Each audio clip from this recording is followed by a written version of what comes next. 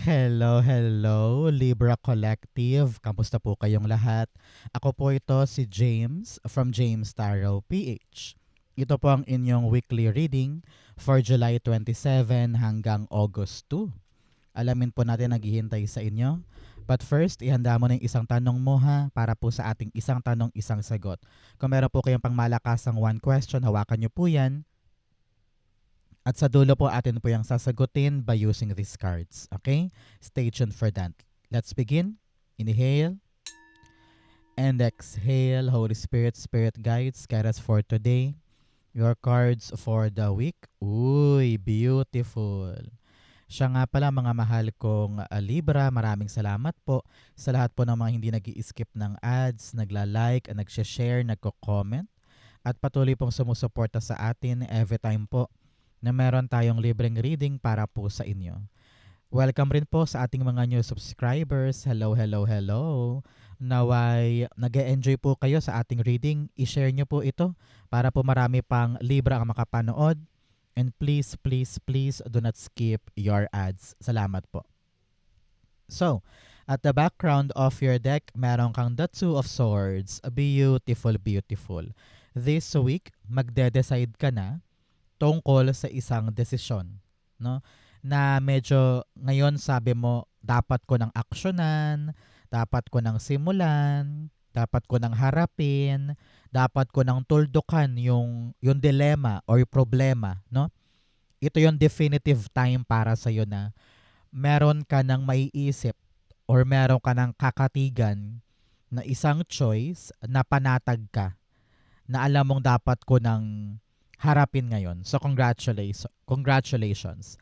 Sabi rin dito parang this week liliwanag na yung mata mo eh. Parang makikita mo na kung ano yung dapat mong gawin. Itong nakaraang linggo, nakaraang buwan, parang hirap na hirap ka or ayaw mong pag-usapan or ayaw mong harapin. Pero ngayon sabi mo, sige, I'm gonna make a choice. I'm gonna make a stand. At ito yung bagay na ito na magpapaandar sa'yo papasok ng Agosto. Congratulations. So, in your core energy, meron kang the star card. Uy, favorite ka ngayon ni Universe. Talaga namang yung spotlight na sa'yo, no? Parang sabi niya, si Libra naman ang suswertehin ngayon. Si Libra naman ang pagtutuunan ko ng pansin ngayon. Congratulations. Kung nanggaling ka sa medyo mahirap, magulo, nakakapagod na mga linggo or nakaraang buwan, sabi dito unti-unti nang bubuti yung sitwasyon mo. Ramdam ko dito na meron kang winish, meron kang hiniling na sign, meron kang hiningi na blessing kay God at asahan daw this time yung pagdating ng gift na yan. Parang merong magregalo sa iyo eh. Merong magbibigay, merong mag-aabot. Yun nakita ko eh. Kamay inaabot. So, congratulations kung ano yung makukuha mo, kung ano yung mapapasayo this time. Regalo sa iyo ni Universe, katuparan nung hiniling mo. Kaya anong dapat gawin ni Libra?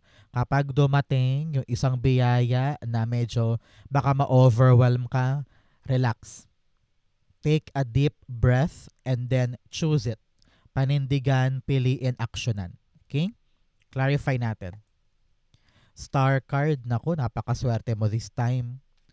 Star cards all about fulfillment, pagtaas, pag-abante, katuparan ng wish, happy life, good life. Maari ding step ito para sa pagbuti ng kalusugan or pagbuti ng kaperahan, parang ganyan. Star card, the Five of Swords. Meron kang 5 and 5 here. Telling you of change, pagbabago, talaga may pagbabago sa buhay mo. Kung dati paulit-ulit lang, same old, pero ngayon talaga namang nagfi-flip na o nagbabago na yung kwento ng buhay, kaya kailangan active ka. Hindi pwedeng sasalo ka na lang bigla-bigla. Kailangan ikaw mismo, meron kang effort, meron kang paninindigan, at talagang gumagalaw ka para sa katuparan nito. Now, with the Five of Swords clarifying our star card, parehong star yan, di ba? Kita mo yung image? May star na image, may star din dito. Ibig sabihin, you're gonna shine. Kung meron ka mang social media account, kitang-kita ko dito na maaring mag-viral ka or sumikat yung mga videos mo, dumami followers mo, people are noticing what you're doing, nasa spotlight ka ngayon at example, may promotion or employee of the month or ikaw yung nag-iisang taong pipiliin para sa isang endeavor. So congratulations. 8 of Wands, ang nasa bottom, nasa tamang direksyon ka. Merong bibilis ngayon, okay? Kung ano naman tong bagay na pinaglalaban mo, kung ano naman tong bagay na tsinatsaga mong gawin, pagsumikapan, trabahuhin, merong bibilis po sa development niyan at kitang-kita mo yung unti-unting paggaan para sa'yo. Congratulations, okay? So, mga Libra, ano ba tong winish mo? Ano ba tong hinahangad mong makuha ngayon? Naku, i-manifest mo na. Isulat mo na yan sa baba para uniquely mapunta sa'yo. Claim it, it will be yours. Okay? In the area of what you need to focus on, meron kang the 5 of Swords. Naku, piliin mo yung mga laban mo ngayon. Hindi mo kailangang ubusin ang oras mo sa mga maling tao, maling lugar, maling sitwasyon, maling pagkakaabarahan ng pera. Example, ikaw ay nag-i-scroll sa social media mo. Bigla kang napaaway sa mga nagko-comment. Or halimbawa, merong chismisan sa kapitbahay, inuna mo pang pagkaabalahan yun, nadamay ka pa sa away. Imbes na asikasuhin mo yung trabaho mo, di ba? So pick your battles. Hindi lahat ng triggering na issue sa paligid ay papatulan mo, di ba? Dapat alam mo ngayon, Libra, kung ano yung kapatol-patol, ano yung mga bagay na dapat mo nang i-let go, pagpasensyahan, huwag i-big deal, nang sa ganon hindi ka mahirapan this week. Okay? 5 of Swords. The 3 of Cups. Meron kang 3 and 3 here. Yan po yung angel number na yung inyo pong namayapang kamag-anak sa kabilang buhay ay hanggang ngayon ay pinoprotectionan ka pa din. Inaalagaan ka, iniingatan ka, ginagabayan ka. Kaya later after watching this video, magtirik ka ng kandila or magdasal bilang pasasalamat sa kanila para sa kanilang proteksyon at gabay. Okay? High Priestess. Sabi dito, kailangan kilalanin mo ngayon, Libra, yung mga taong dapat mong samahan, dapat mong i-keep close sa iyong circle. Hindi lahat ng friends, hindi lahat ng kabanding ay totoong friends. Panahon to para, alam mo yun, para ma-figure out kung sino ba yung true sa mga true at sino ba yung nandyan talaga para sa akin sa mga times na kailangan ko sila. Kung sino man yung alam mong hindi para sa'yo, i-let go mo. You don't need to surround yourself at magtiis sa mga taong hindi mo naman talaga dapat pakisamahan pa. No? Mararamdaman mo daw yan. You know it in your heart. Kung sino yung two-faced, kung sino yung plastic, kung sino yung chismosa na kapag nakatalikod ka ay talaga namang hindi totoo sa'yo, di ba? So malalaman mo yan, mararamdaman mo yan. Katigan mo yung intuition mo, yung kutob mo, and lumayo ka na. I-let go mo sila. Okay? So mga Libra, question time. Anong ulam ang favorite mo? Naku, ako sinigang. I want sinigang na maraming okra, maraming labanos, and gabi. Ikaw, kayo po, mga nasa abroad siguro kayo, ano yung favorite nyong lutong Pinoy na nami-miss nyo dyan? Kasi kahit meron dyan, iba yung lasa, no? So, ano yung nami-miss ninyo? Sa mga nasa Pilipinas naman, what is your favorite dish na kinakain? Comment down below. In the area of what you need, meron kang the 9 of Swords. Sabi dito, Libra, panahon na for you para solusyonan yung problema, harapin na daw. Parang kailangan mo nang mag-decide eh. Kailangan mo na talagang upuan yan. Halimbawa, hindi kayo nag-uusap ng yung kapatid tungkol sa agawan doon sa isang property. Ayaw niyang magbigay, ayaw mo rin namang magpaubaya.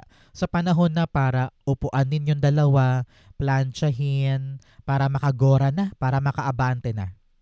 Halimbawa din, ikaw ay may problema tungkol sa iyong trabaho, balak mo nang lumipat or mag-i-stay pa ba ako, hindi mo alam ang gagawin mo. Sa upuan, kausapin mo yung pamilya mo, kausapin mo yung close friends mo para lumawak ang isip mo, para lumawak yung understanding mo tungkol sa issue.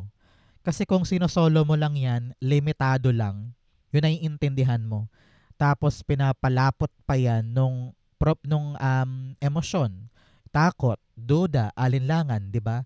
Pero kung kukuha ka ng POV or pananaw ng isang kaibigan, isang kapamilya, maaaring makita mo na ay tama ka nga, alam mo hindi ko naisip 'yan. So, talk to them para maging madali sa iyo ang mag-decide. Okay? Clarify natin.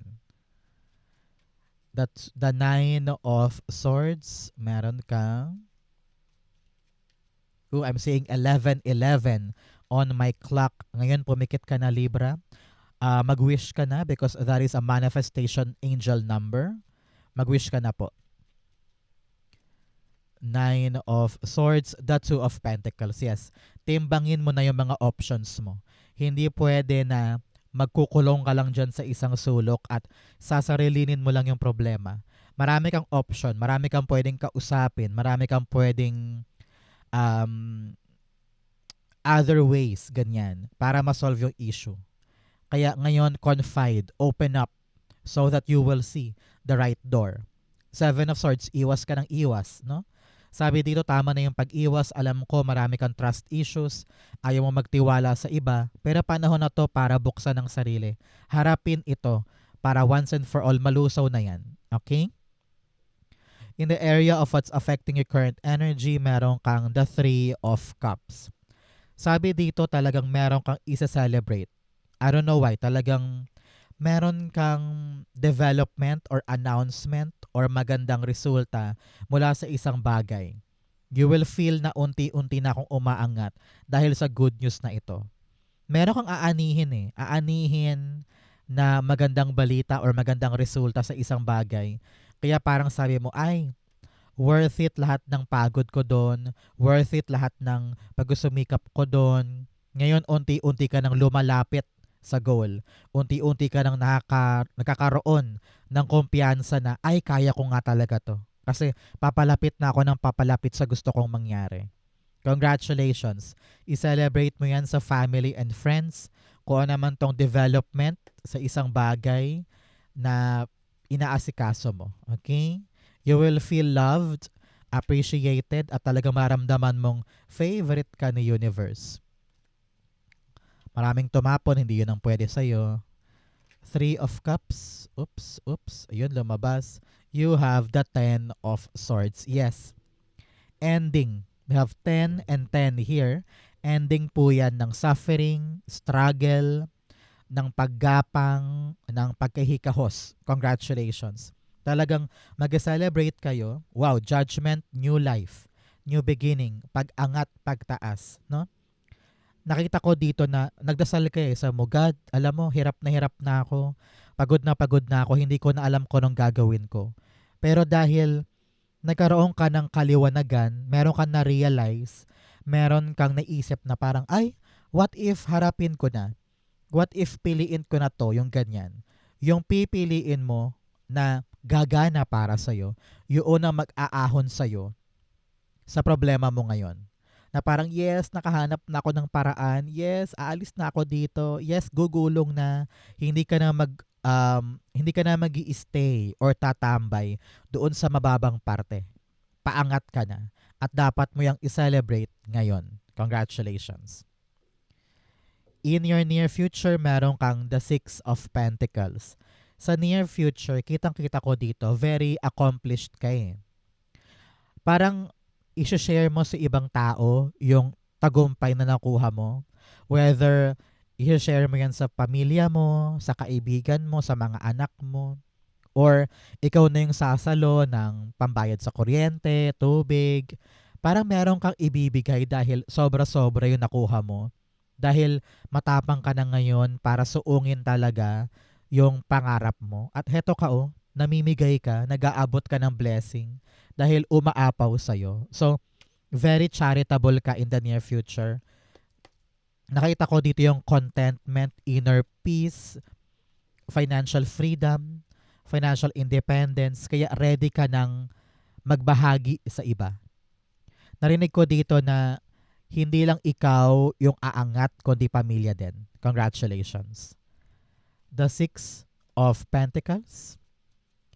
You have the Queen of Swords. Yes, very, very, very, ka na, accomplished person. You know what you want, you know what you need. Madali sa yung humindi sa mga bagay na ayaw mo. Tapos kayang-kaya mo nang bumoses para sa mga bagay naman ang gusto mo, no? Kayang-kaya mo nang mag-maneuver independently. Hindi katulad ngayon na parang hirap na hirap kang gumalaw, hirap na hirap kang tumayo mag-isa. Pero dito napakataas mo na. Parang you are now taking control of your life. Tapos meron ding mga taong dumidepende sa'yo, umaasa sa'yo. Talagang very mataas ka. And people are looking up to you for what you can give, for what you can share, for your decision. Whether tataas yung pwesto mo, tataas yung iyong level ng trabaho, or baka amo ka, baka meron ka sarili mong negosyo, people are gonna needing you. Kailangan kanila dahil meron kang pwedeng i-share sa kanila. So congratulations, okay? In the area of your challenge, meron kang the Eight of Swords. Sabi dito, kinukulong mo na naman ang sarili mo. Yan ang problema sa iyo this week eh. Imbes na aksyonan, imbes na harapin, imbes na pagdesisyonan, iyan ikaw. Feeling mo stuck ka. Feeling mo, ay, what if ganito yung option ko? Ay, wag na, wag na. Baka hindi gumana. What if ito kaya? Ay, nako, baka mahirapan lang ako dyan. Kada may gagawin ka, lagi mo iniisip, what if matalo ako? What if masaktan lang ako? What if hindi ko kayanin?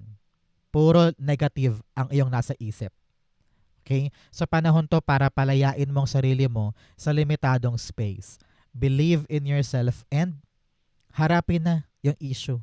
Para once and for all, makaalis ka na dyan, makabitaw ka na dyan, makagaan na sa'yo. Hanggat hindi ka nagde-decide, talagang dito ka lang.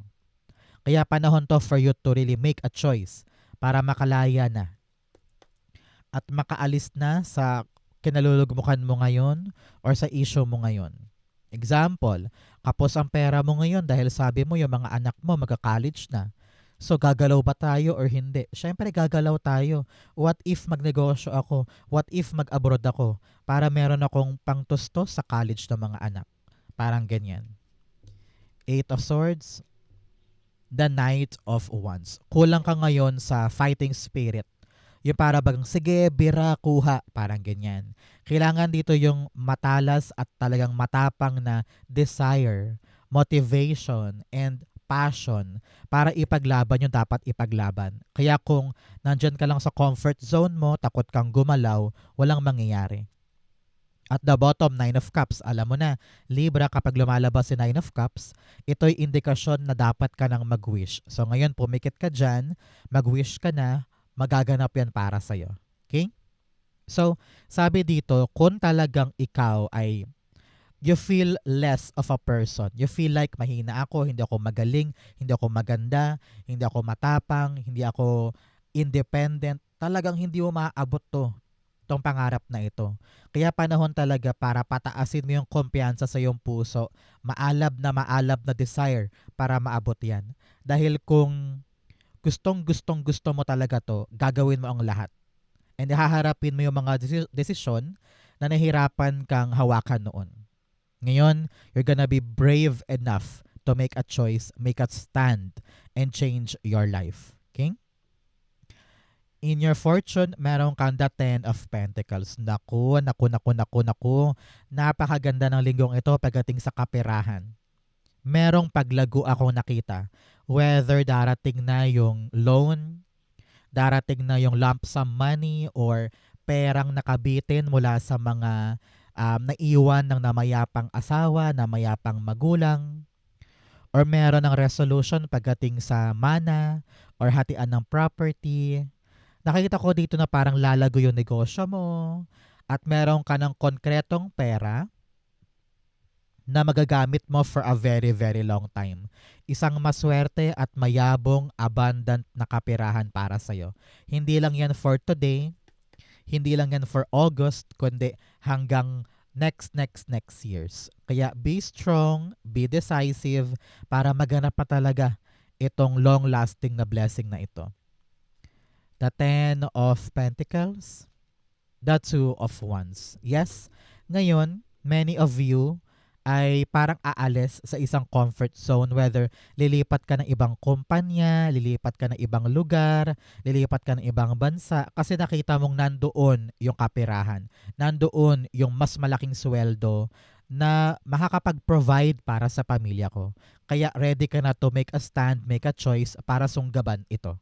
Congratulations. Nandoon ang pera, nandoon ang kaban ng bayan, nandoon ang kaban para sa future mo. Congratulations. In your divine, meron kang Page of Wands. Sabi dito, kapag may bagong pagkakataon, try mo lang. Subukan mo lang. Huwag aatras. Do not let yourself feel small or feel less. Kailangan sabi mo, ayan yung chance ko. Sige, grab. Pipiliin ko, magde-decide na ako. Baka ito na yung pagkakataon ko para magbago ang buhay namin.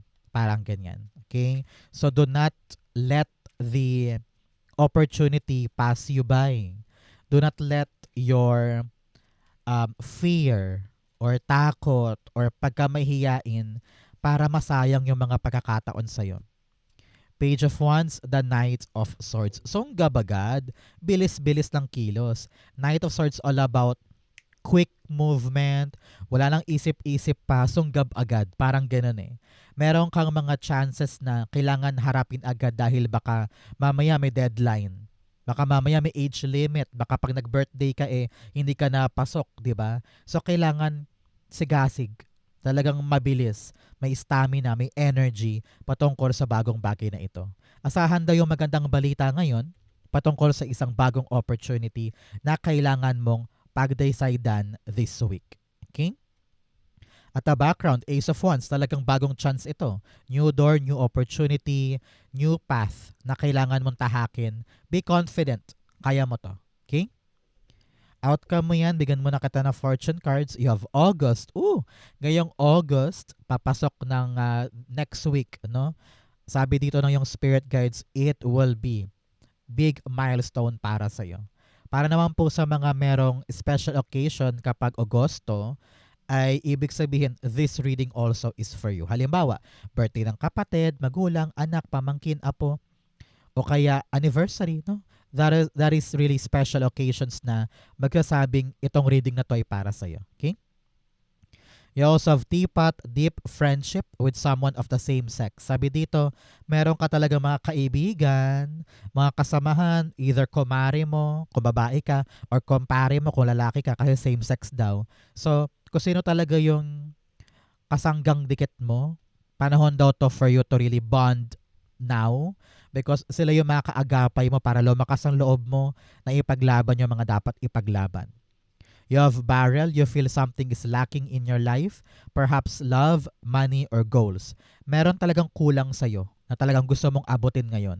Kaya dapat ready kang tumulay, sumugal, mag-decide para makuha yan.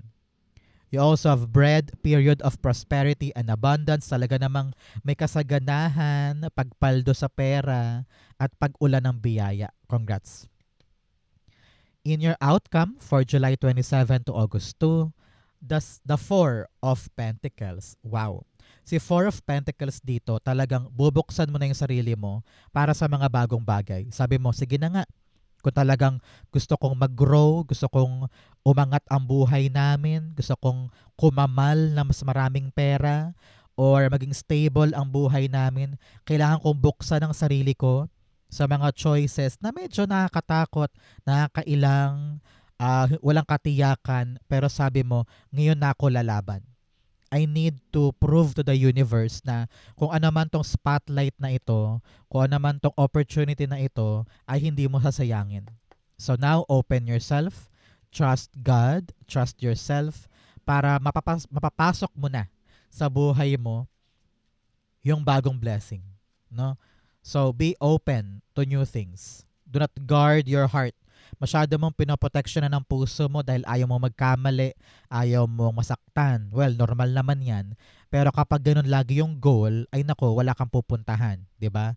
So, open to challenges, to experience, and to the new journey. Four of Pentacles, the Three of Swords.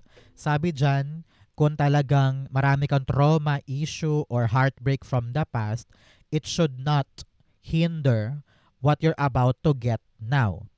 At the bottom, you have the King of Swords in reversed. Sinasabi dito na undecisive ka pa or indecisive or paiba-iba ang gusto mong gawin. Hindi ka pa makapag-decide or hindi ka pa, parang ayaw pang panindigan yung isang choice. Sabi dito, you need to be brave enough to face the issue. Huwag mo nang ihalo pa yung mga nangyari dati dahil lalo ka lang naguguluhan. Wala ka nang maasahan or mababago pa sa past. So, maghilom ka, be brave again, be strong again, nabuksan ang puso mo sa mga bagong bagay. Because kapag pinapalaganap mo lagi ito sa buhay mo, itong Three of Swords, talagang makukulong ka sa isang cycle na paulit-ulit lang. You need to break free to get the stability na para sa'yo. Kaya kailangan be strong, iangat mo to, i-upright mo to. Be strong, be brave, take action, be smart, and charge forward para sa pagbabago at stability para sa'yo. Okay? Importante yan. So, mga Libra, dako na tayo sa isang tanong, isang sagot. Pamikit ka na dyan. Isipin mo tong one question mo. Inhale and exhale the answer to your question. Meron kang Seven of Pentacles, the Two of Cups, and the Nine of Cups. Beautiful. At the bottom, meron kang the King of Wands. Meron kang iniisip na plano or idea or direction na kailangan mong ipaglaban ngayon. Your spirit guides are telling you to really push forward, be brave, be adventurous, magkaroon ka ng fighting spirit na ilaban kung ano man yan. Sabi dito, matagal ka naghintay, matagal ka nagtiyaga, matagal kang nagpakasikap dito. Huwag kang mag-alala, kitang-kita ko dito yung sagot na yes, sagot na approve, sagot na ibibigay na daw, may go signal na, napa-oo mo kung sino man yung mga taong kinakailangan mong kausapin in regards sa hinihintay mo.